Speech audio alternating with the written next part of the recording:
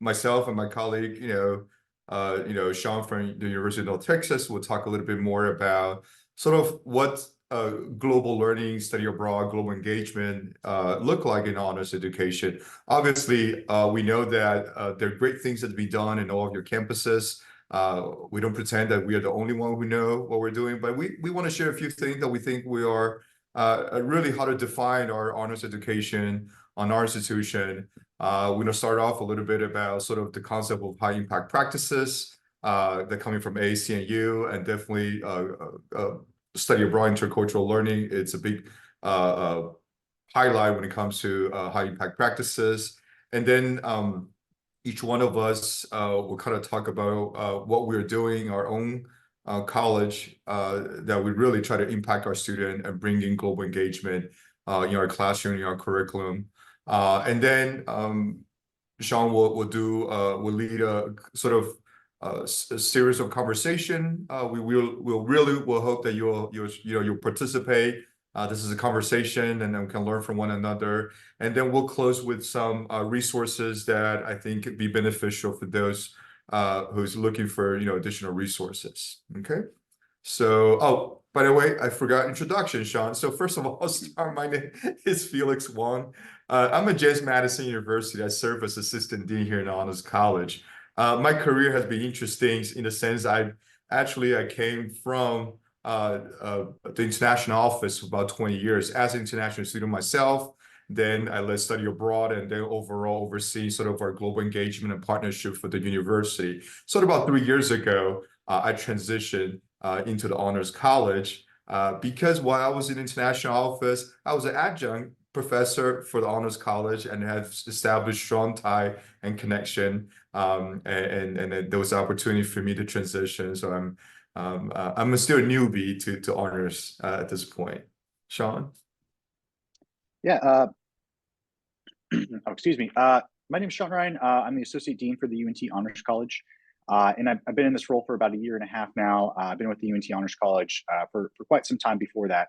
And I'm glad to be here. As Felix said, we're both going to be able to share some of the things that we're doing on our campus, but I'm really looking forward to hearing about all the really great initiatives and programs that you all have going on as well.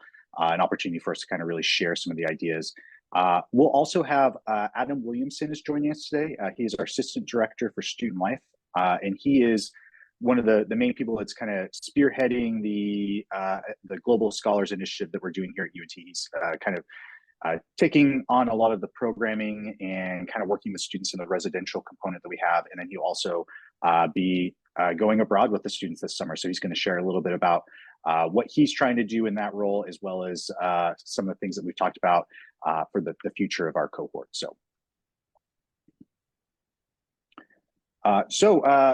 Felix mentioned this idea of the high impact practices. I know everybody here is probably very familiar with the American Association of College and Universities and this identification of various high impact practices. I think they go along really well with what we're trying to do in honors education. And one of those high impact practices does happen to be the diversity and global learning component. So, kind of this idea of frequent intercultural opportunities for students, experiential learning in the community or by study abroad. And I think that is, we know that these high impact practices have shown to be beneficial for student engagement and success. And oftentimes I think we think about study abroad as just being contained within that global learning category.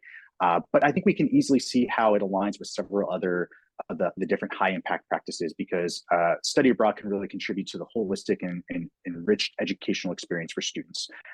So of course, with global learning, the global learning category, exposure to diverse cultures, perspectives, and global issues, having those intercultural experiences.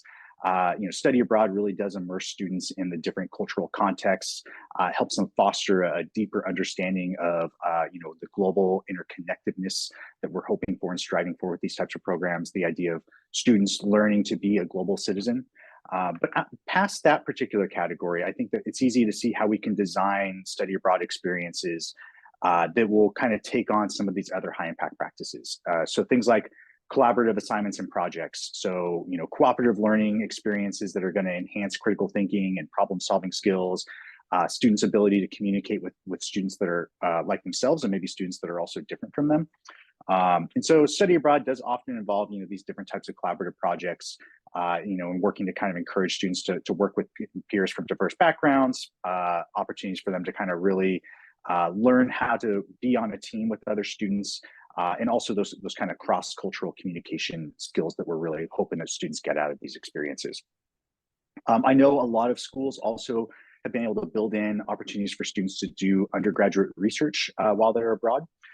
So, opportunity to kind of engage in scholarly and creative activities under faculty mentorship, whether that's a faculty member that, is part of a faculty-led program, or maybe they're getting an opportunity to work with faculty at a host institution while they're abroad. And so, study abroad programs, they can include these research opportunities, and it does allow for students to kind of explore topics in a more international context, and hopefully broadening their research skills while they're abroad. We've also had some study abroad programs that have had a service learning or community-based learning component to them. And so that's an opportunity to kind of really, integrate community service with academic study to enrich the learning experience for our students. So some study abroad programs, they're able to incorporate these types of things. They provide students with opportunities to engage with local communities and contribute positively to societal issues, and hopefully, learn from those experiences and maybe ways in which they can bring those types of opportunities back with them when they return to the United States. We're fortunate here. We actually have a really great. It's not in the Honors College. It's actually located in our College of Visual Arts and Design. It's an internship study abroad to Florence. So provides students with opportunities to get some work experience related to their academic and career goals. And study abroad programs may offer internships or practical experiences in that international setting.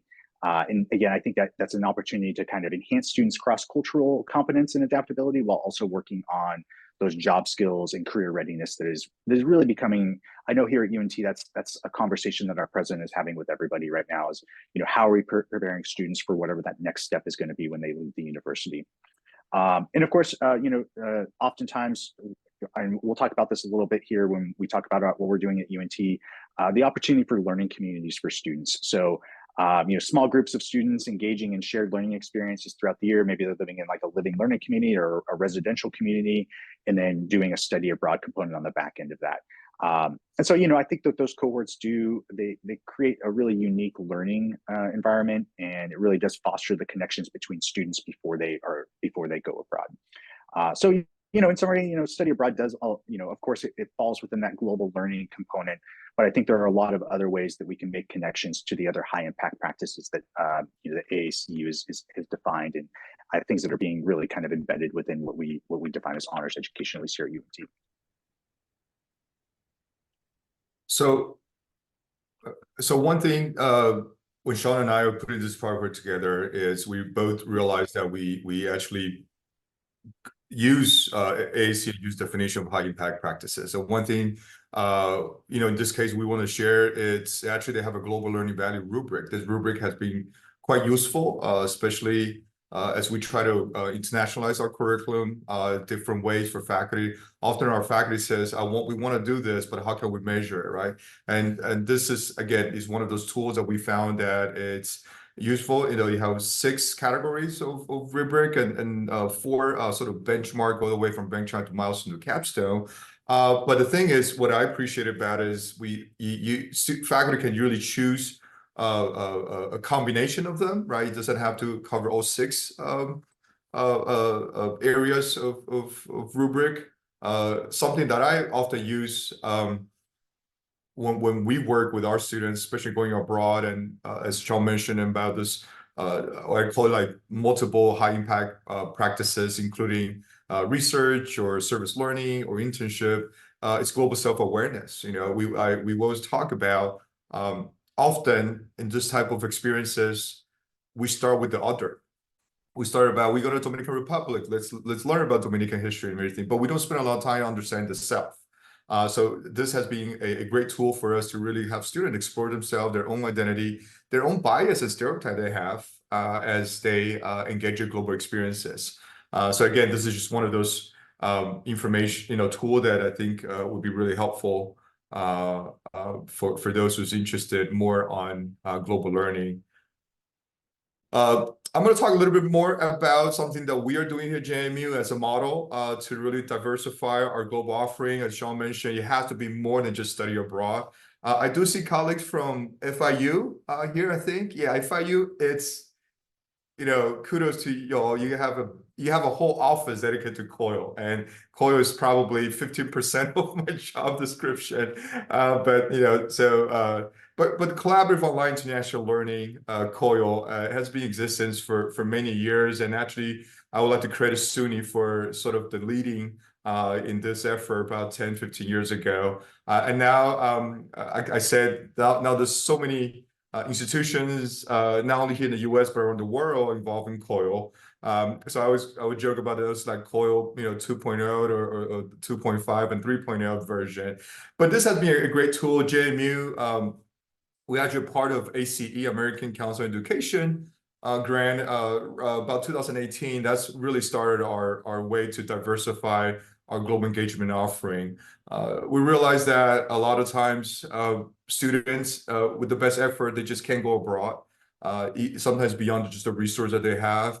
And also as we engage with our global partners, we also realize that for equity issue, our global partners often are the receiving end of a study abroad program. But if we're being more intentional about it, this actually creates a platform that we are bringing together, that their students is also part of this global learning, that we're not just a bunch of American students in the bubble and going around their campus, but actually they're learning together. And it allows also more time, including a full semester for that interaction. So we're very blessed, obviously, with the pandemic.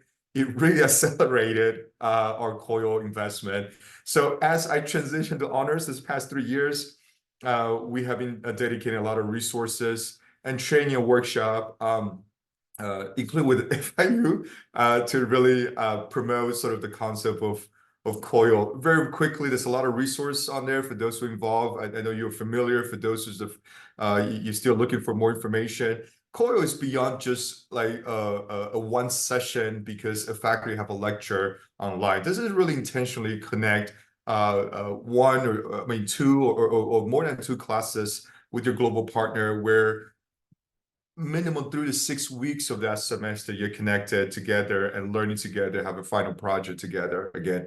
And it had to be intentional. And one thing I tend to talk faculty about is I appreciate your content expertise, but part of this is also a professional development for faculty member to say, in order for them to learn to work together, they really need to focus on the intercultural piece, where students have to be comfortable with one another. So a lot of times when we hear sort of basic challenges in class, it's literally just needing time to get to know one another, to really understand that not everybody have the same access as our students here in the US. Sometimes even they don't might have a laptop, right? And so as faculty prepare those type of experiences, we always try to remind our students that a lot of this conversation is English, so they're in the position of privilege to understand that, right? Again, it's a way to have that intercultural experience, but not necessarily needing to go study abroad. So this is something we're really investing. Our last cohort, we have about 7 faculty who done a summer workshop with us, who all had committed to do a portion of CoHE experience in their coursework. And this is all honors. Well, let's take that back. The majority of our existing honors course, they try to include global engagement, and some faculty are trying their own course in their discipline, but with the goal to offer as a cross course with honors here.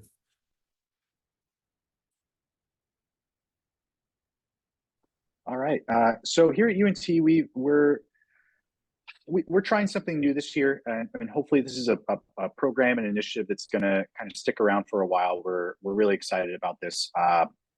So we at the university, in our honors college, we've been offering honors credit for any UNT sanctioned study abroad for, I've been here for about 13 years. We started doing it before that. And part of that was we were trying to support the mission of the university of getting more students to study abroad. And so one of the ways that we were able to contribute to that is any of our honors students that would go abroad, they get 6 hours of honors college credit for a long semester, 3 hours for a winter semester or for a summer program. And then we also offered our own study abroad programs as well. Our faculty would propose programs and recruit for them. But really, any UNT sanctions that included both faculty-led exchange programs and any affiliate program, as long as they were going through our study abroad office to earn credit, they could get credit for honors college. But we got to thinking about it, and we were thinking, what is making this an actual honors experience for these students when we'd have an honors student going on an exchange program or a faculty-led program in there with other UNT students. We're having a hard time identifying what the honors component of that was. So a couple summers ago, we were approached by our vice provost for UNT International, Pia Wood, and she had an idea for creating some type of cohort of students that would, kind of live in a living learning community and then study abroad. Maybe it could be a multi-year cohort. We started throwing around a lot of ideas, and oftentimes, we had these preferences for kind of what we wanted to do, but then we realized a lot of the limitations based on our type of institution and our students that we have. So we kind of had to do a cost benefit analysis of what we were able to come up with. And we decided on a first year cohort for a cohort for first year students. We're calling it the Global Scholars Cohort. We're actually in the middle of our first year of offering this program. And it kind of is a program that really kind of emphasizes a couple things that I think are really great is that, the students are going to have 2 semesters worth of courses in programming that they're going to be partaking in. They're living in the same residence hall. And we do have a variety of scholarships that are available both through the Honors College and through UNT International to help the students fund the study abroad component that they will participate in after their first year. And so I think Adam is here, and I think he's going to be a good person to kind of talk about some of the programming and the residential experience that goes along with that. And then once he kind of just describes that a little bit, I can talk a little bit about the curriculum overview and the idea of global engagement that goes along with that. So Adam, if you want to jump in. Yeah, certainly. Thank you, Sean. So as Sean mentioned, I'm just going to cover what we've done in terms of programming with the cohort, and then kind of what we hope to do in the future with the Global Scholars Cohort here at UNT, just in terms of programming as well. So as Sean mentioned, we're just in our first year, so we're still taking ideas and kind of workshopping this idea of the GSC. So last semester, we started off with a intro and welcome meeting, and that was in partnership with our International Affairs Office. So it was about an hour long, and we just introduced ourselves as staff, and we provided pizza and drinks. Y'all know what to do to entice college students, right? Free stuff, free food, free swag. So we got all of that at this meeting to kind of bring them in community with each other. So International Affairs talked about other resources that they have to offer too. They talked about their semesterly programs that they host, how the Global Scholars Cohort students can continue to stay connected with International Affairs, just different things like that we covered at the intro program. And then I hosted a couple game nights throughout the semester with the students. So I kind of heard from them and what they wanted. They talked about more social type activities, just to kind of de-stress after a long day of class, right? So the first game night I hosted over here in Honors College, where we're located on campus, but we are located across campus from their residence hall. It's called Rollins Hall. So I didn't get too much attendance for that first one. So for the second one, I hosted it in their residence hall in the NPR, the multi-purpose room where they live. So that was another key component of programming, right? You kind of want to meet them where they're at, to kind of attend or encourage them to attend our programming. So that's kind of going forward. That's what I'm going to do. Hosting programs within the residence hall in the NPR at Rollins Hall here on UNT's campus with our GSC students.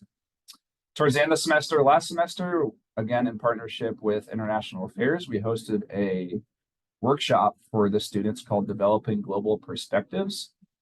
So this was close to 2 hours long. It was just a workshop and meeting where we talked about different countries and cultures and how to understand and begin to adapt to just different perspectives around this global identity and just global engagement, which is very successful. Like I said, again, that was in partnership with International Affairs, and that tends to be a theme with programming, whether it's with Honors College, International Affairs, or International Studies Office. It's always kind of a shared experience between the three of us with programming. So this semester, we're looking at an Ireland-themed movie night. So that's where we're going this summer. We're going to Ireland. So revving up our popcorn machine in the lounge and then getting some movie snacks for that too. That should be another fun experience for the students, just to kind of de-stress and also begin to experience culture around Ireland. And then talking about ideas going forward for the cohort.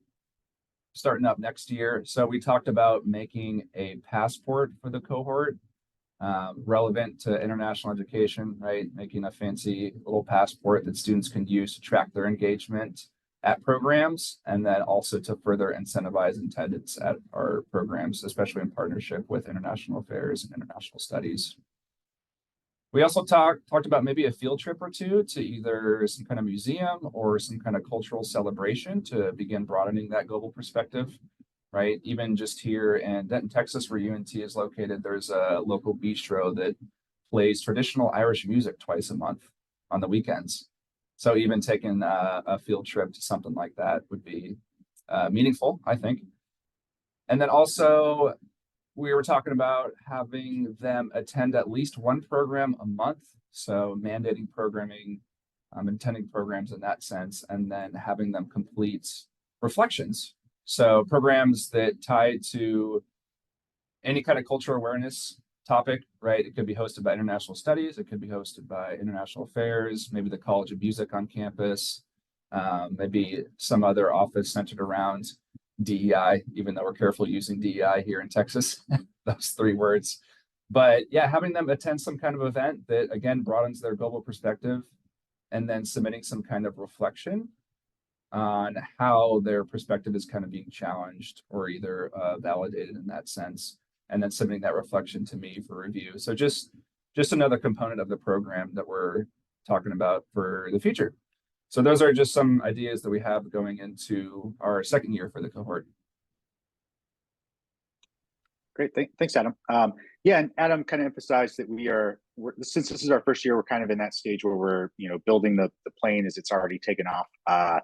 So some of the things right now, the students, along with the programming component and living in the same residence hall, they do take courses together. So last semester they took it's kind of our I know a lot of honors colleges have some type of first year kind of big ideas class. Ours is called the Good Society, and our faculty member who's actually leading the study abroad program, Dr. Rafe Major, he actually taught that course with the students in the fall, and everything was kind of geared around the concepts of the Good Society, but also looking at the complexity of the island of Ireland, kind of going all the way back to its classical period to the more contemporary issues that the island has faced. Utilized some of the reacting to the past curriculum. I'm sure a lot of you are familiar with that. And then this semester, the students are enrolled in an international studies 2100s kind of intro to international studies. So this was the cohort was a collaboration between the Honors College, UNT International, and our International Studies Department. So we tried to align the curriculum along with the programming efforts that we're putting together. I think moving forward, kind of what we're proposing is one additional course that the students would take for the next cohort that will be coming through. We actually have a 1-hour Honors 1000. It's our kind of first year seminar class. Adam's actually been teaching that class for us for a few semesters now. And so we're actually going to have a section of that class that's going to be specific to the Global Scholar students. And so when he's talking about those reflections and things like that, that will actually be hopefully a component of what they're going to be doing for credit for that 1-hour class. And we're also going to be teaching that class hopefully over in the Rollins Hall classroom as well. So students won't have to travel too far for that. So kind of some different things that we're trying out with the curriculum. We're going to try to do some type of evaluation at the end of this year with our students to kind of see what they liked about the cohort, what we can improve upon. One of our colleagues over in the International Studies office is volunteered to kind of lead a small focus group to kind of pick the students' brains a little bit and kind of figure out maybe some changes that we can make, maybe things that we want to keep the same. That's generally our big push for kind of creating an honors experience around our study abroads at this point. And my hope kind of moving forward is that, maybe we do this for an additional year. And we generally always have, we've always had 2 study abroad programs for 2 of our full-time faculty members always lead each summer. And my hope is that moving forward that we actually kind of create 2 Global Scholars cohorts. That way we kind of have students participate in this year-long experience of, getting to live in a living learning community, taking similar classes that are going to be geared around the intercultural experience, the global engagement component that they're going to be doing while they're abroad. But that way they get a kind of a full year of coursework, and then they can move into the study abroad component each summer. Because I think one of the things that we want with study abroad is that we talk about all these things, intensive writing experiences and, group work and these types of things that are high impact practices. But we also don't want students to be bogged down while they're abroad. We just don't want them, in their apartments or in their dorm rooms, University College Dublin, and just working on papers all the time. We want them actually out kind of having that intercultural experience. So my belief is that by having these kind of classroom experiences prior to them, participating in the study abroad, we can kind of have a lot of these kind of high impact practices while they're on campus, and then they can just, while they're abroad, participate in, being a global citizen and, kind of getting out of their rooms and getting out in the city and kind of doing those things that we hope that they're getting out of a intercultural experience like this.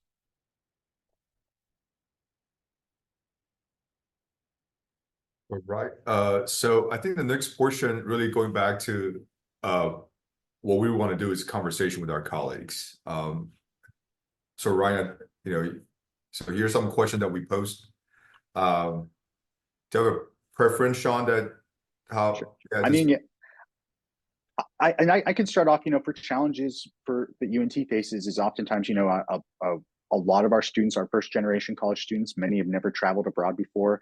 And ultimately, I think students and their families see this cost that's associated with going abroad. And, we're fortunate that we have a program charge that we charge. It's not a whole lot of money, but it does allow us to generate some study abroad scholarships that we can offer. There's a study abroad fee that every UNT student pays as well. So our international office has money that's set aside. So with our cohort, we were really lucky that we are able to get just over $5,000 to each of these students. And the total cost of the program is about $6,800. So a large portion of it's being taken care of through those scholarships. But I even know that, $1,000 can still be a lot of money for certain students and their families. And, moving forward, we're really trying to kind of advertise this program, this initiative as, maybe to student populations that normally wouldn't be able to participate in study abroad, but even with an additional $1,000, that might be it might be cost prohibitive. So, are there any other challenges that folks are facing at their institutions?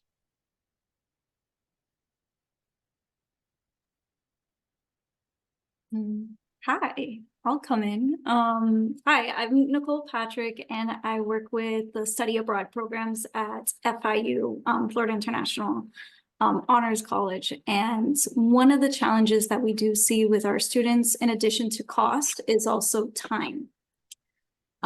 Sometimes our students, that they work full time and they're not necessarily able to take, 6 weeks off or 2 weeks off from their job.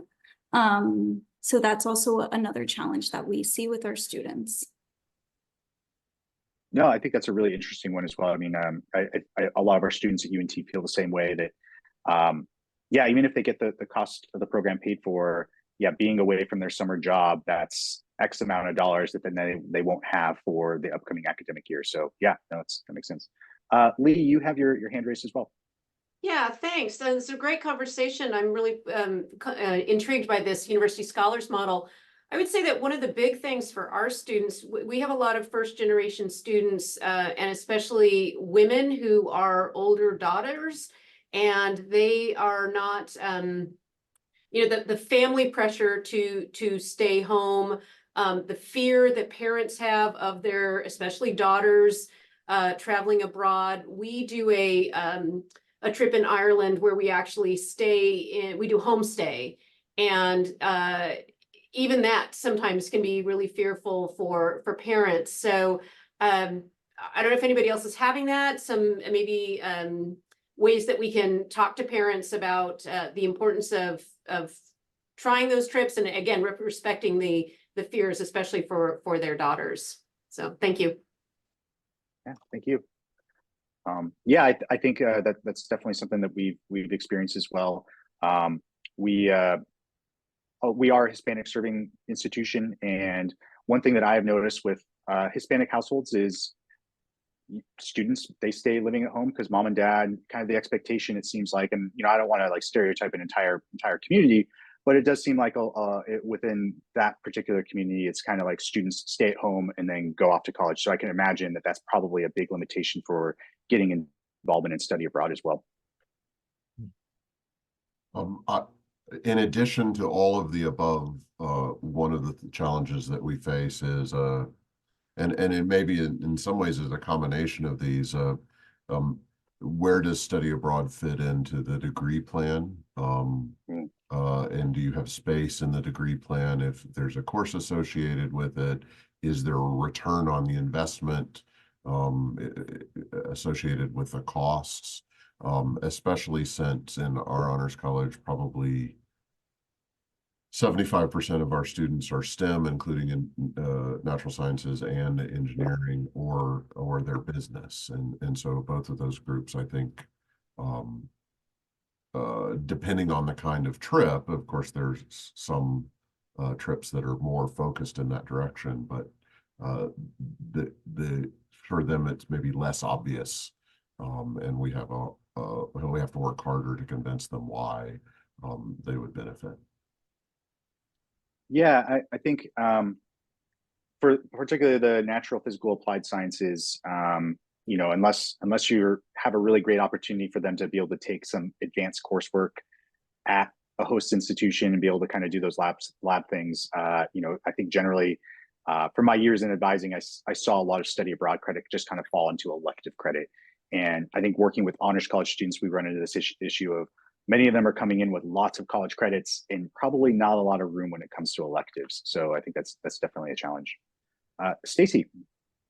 Yeah, I was going to echo a little bit about the cost thing, but in particular this year, it seems to be even more of a challenge with recruitment. I'm noticing a harder time recruiting for our programs this year, and I think that's just the inflation factor. So even though we've kept our programs, you know, even more affordable than they were last year, the dollar just isn't stretching as far for our students, and so that's made it even more difficult to recruit for our programs. But I think the other challenge with costs that we're having is just within our own institution. So for us, we're a program, not a college. And so dealing with study abroad, we've had to kind of leverage our enrollment and have those conversations globally, kind of across our campus differently. So whereas other colleges can say, well, you know, your minimum enrollment must be X, because of course they're leveraging that they can have a smaller class size given that they have other summer courses or whatever. And they can say, well, we've got other enrollments that can allow then a study abroad class to be smaller because you're traveling with so many students. I don't have that same leverage in honors because study abroad is the only thing that we do. And so I really had to kind of battle and say, I'm not going to take, 25 students on study abroad because that would be, really too many students to travel with. So it's been a little bit more of a battle to kind of explain to external partners on campus about what really is an ideal size for a study abroad program. So there's been some additional challenges there to Sure. kind of. And generally, when programs meet a certain size, do you have to have like additional staff or faculty go abroad with the students as well? So I usually cap my programs at 15, so that way it is one faculty member. Because then, of course, if I'm bringing additional faculty, then that would require that changes the equation in terms of costs for the students. Yep. So we've only ever done one faculty. But although there is some, conversations going on campus that, because we use a third-party provider, that kind of satisfies the risk management component, but there is a conversation about should there be multiple faculty, and I think that will change the cost equation as well. So there's some investment questions going on. Sure. Just from the chat, Heidi mentioned that offering shorter trips during the winter semester or during the summer might be one way of dealing with the too much time away program. And I know there's a global intensive opportunities where students don't necessarily earn course credit, but they just do like a week abroad. And I know sometimes we can have other shorter study abroads as well. But yeah, that might be a good way of dealing with that. And then Manisha, you mentioned we do a lot of global programs out of the Honors at Utah. One way we met with the schedule challenge is to do 2 classes by using one schedule block plus an intensive fall or spring trip. Okay, yeah, so that kind of goes along with like the global intensive opportunities. So kind of embedding a global engagement component in with a course. I think I saw Lindy and then we'll go Jennifer. Yeah, hi, I'm Lindy Davidson. I'm from University of South Florida, Judy Genshaft Honors College. And we also have had certain majors, particularly our computer science and engineering majors, who are harder to get to go abroad. And so we've worked hard in some, Germany summer internship innovation and engineering programs and things like that. But for our pre-med students, which is the largest cohort or largest major that we have, anything that has medical shadowing or any kind of medical component to it, students are much more quick to sign up for. And I think part of that is compelling their parents to understand why this is something worthwhile to do, because our students are diverse among a lot of different communities, a lot of Hispanic students, but probably even more South Asian students who do live at home with their parents. They're laser focused on med school, and what they really want is to get into med school. And so if we can paint a picture of how this study abroad experience is going to be a part of that pathway, then we're much more successful at getting them to go abroad. But then we also do that beyond what we call a beyond the classroom model, where we teach the class during the regular semester and then travel at the end of the semester. Mine is typically to the Dominican Republic, as was mentioned earlier, a very popular place to go, but mine is in December. But then we have another trip that goes to the same partner. We've been working with them for like 7 or 8 years now. We go to the same community, same homestay, same partner, and it's kind of a grassroots local health initiative. So the students go because they're getting shadowing, but then once they're there, they get a very immersive global experience that deals with a lot of issues of, structural problems and social determinants of health and things that we want them to be able to understand. So that's, I would say, a success on getting this kind of hard to travel group who don't have a lot of time in their schedules, but we're still struggling through some other disciplines, particularly other STEM groups. So Yeah, those sound fascinating. I can see how shadowing might be seen as kind of like developing that experiential learning component into study abroad. That's awesome. That's really cool. Jennifer. So I'm from UMass Lowell, and we have a pretty extensive honors study abroad program. So much so that it's kind of aggravating our Department of World Languages and Culture. We have mostly faculty-led, very short but intensive programs. Students earn 3 credits of usually it counts both as meeting an honors requirement and an arts and humanities requirement. We often use the city as text approach to the study abroad, and they are usually between 10 days and the longest is 3 weeks. Most of them take place in the winter.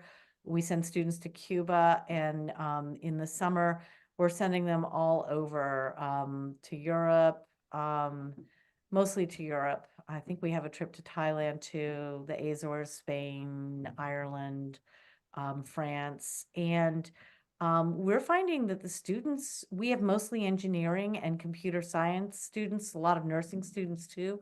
So they do have those very restrictive majors, and also a large percentage of first generation students and students who need to work in jobs in the summer and the winter. So we found that offering these short but intensive study abroad programs we have meetings ahead of time so they get the contact hours in. We find that those work really well and are very appealing to our students. Interesting. And the meetings beforehand, are those kind of embedded in a prior course, or is that just something that they would start participating in because they know they're going to be doing the program and need the credit that way? It's required. It's considered part of the contact hours. And so it really depends on the timing of when the course is offered. But sometimes the courses are like, we'll do the course will be offered in the spring semester, and then the trip will happen right after the semester ends. So in May, we've stretched it to June. We have one, it's a writing retreat for students seniors at the project stage that's going to be in the Azores. That's just a 1 credit, and then they have a 2 credit course, 2 or 3 credit that they can take that will continue what they started on the writing retreat. But then we have a lot of summer courses where they do get 3 credits, and they have meetings. Most of them are online to accommodate commuters, that kind of thing. Yeah, I think that's always kind of something when we're planning is like, if you're, kind of to try to accommodate those students that need to work, trying to have the program either at the beginning of the summer or the end. That way they can still have a significant amount of pound. But I think if you did shorter programs too, maybe they would need a week away from their summer position. I know sometimes summer work or jobs that students have, they're not as flexible, but that might be one way to kind of, account for that. John. Yeah, the one of the solutions that I've been involved with elsewhere, and I think that we're moving towards a little bit in our study abroad programming here, is also solves the problem of struggling to recruit students and therefore trips not making in a couple different ways.